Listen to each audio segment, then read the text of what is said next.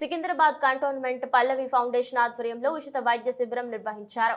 ఈ కార్యక్రమానికి ముఖ్య అతిథిగా పల్లవి గ్రూప్ ఆఫ్ చైర్మన్ మల్కా కోమరయ్య హాజరయ్యారు. అనంతరం ఆ క్యాంపుకు వచ్చిన వారికి పండ్లను పంపిణీ చేశారు.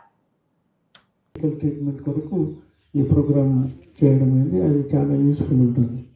అందులో భాగంగానే ఈరోజు మన మల్కాజ్గిరి పార్లమెంట్ కాన్స్టిట్యూన్సీలోని భాగంగా కంటోన్మెంట్ అసెంబ్లీ కాన్స్టిట్యూన్సీ, అందులో వెంకటాపురం మన లోత్కుంట ఏరియాలోని అయోధ్యనగర్, అన్నానగర్ డివిజన్ 8లోని మన పేద అందరికీ టెస్ట్ చేయడం అవుతుంది. దాంతో ఇక్కడ ఏమేమి మినిమం అడ్వైస్ టెస్టులు చేసి వాళ్ళకు ట్రీట్మెంట్ మెడిసిన్స్ అవి ఇస్తారు. అది ఏదైనా మేజర్ ఇష్యూస్ ఉంటే రెఫర్ టు ది అదర్ హాస్పిటల్స్కు రెఫర్ చేయడం అవుతుంది.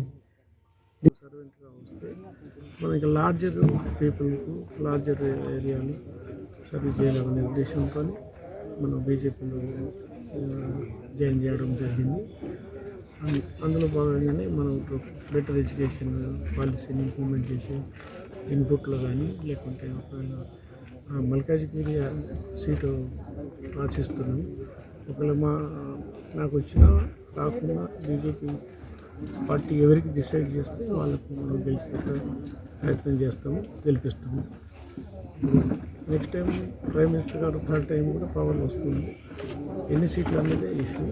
దానిలో మల్కాజ్గిరి కూడా బీజేపీని గెలిపించి మనం వంతుగా ప్రయత్నం చేయాలనేది మెయిన్ ఉద్దేశం.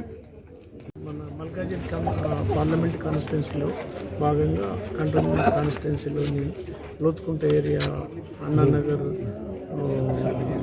బస్తీ, తర్వాత అయోధ్యనగర్ బస్తీ ప్రజలకు, మన వీర ప్రజలకు హెల్త్ క్యాంప్ చేయడం జరిగింది. అందులో మన ప్రసాద్ హాస్పిటల్ వాళ్ళు టైప్తో చేయడం అయింది. దీని ఉద్దేశం ఏంటంటే అందరికీ కూడా వాళ్ళకు హెల్త్ ప్రాబ్లం ఒక ప్రొఫైల్ తయారు చేసి అందరికీ కూడా పెట్టుకొని మా దగ్గర కూడా ఉంటుంది. నెక్స్ట్ ఎవ్రీ 3 monthsకి ఒకసారి హెల్త్ క్యాంప్ చేయడం అవుతుంది.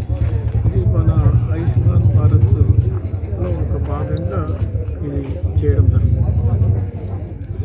ఇప్పుడు స్కూల్స్ ఒక లెవెల్కి వచ్చాయి, అవి సెల్ఫ్ సఫిషియెంట్గా రన్ అవుతాయి.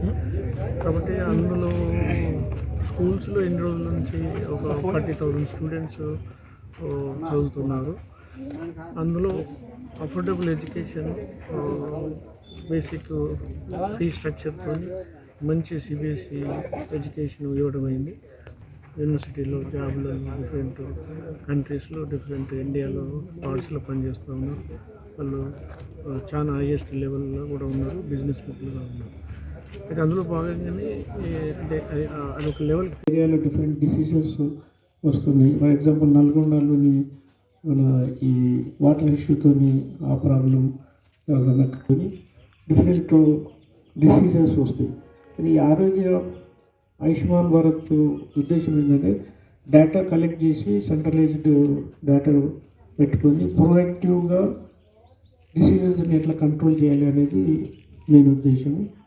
అందులో జార్ఖండ్ స్టేట్లో ఈ ప్రపోజల్ ఫస్ట్ ఇంట్రడ్యూస్ చేశారు. అక్కడ సక్సెస్ఫుల్గా అక్కడ పెద్ద హాస్పిటల్స్ లేకుండా కానీ నార్మల్ హాస్పిటల్స్తో ఇన్ఫ్రాస్ట్రక్చర్, మెడికల్ ఇన్ఫ్రాస్ట్రక్చర్ తక్కువ ఉన్నా కానీ అక్కడ సక్సెస్ఫుల్గా ఈ డిసీజ్ను అరికట్టడంలో వాళ్ళు బాగా సక్సెస్ అయ్యారు.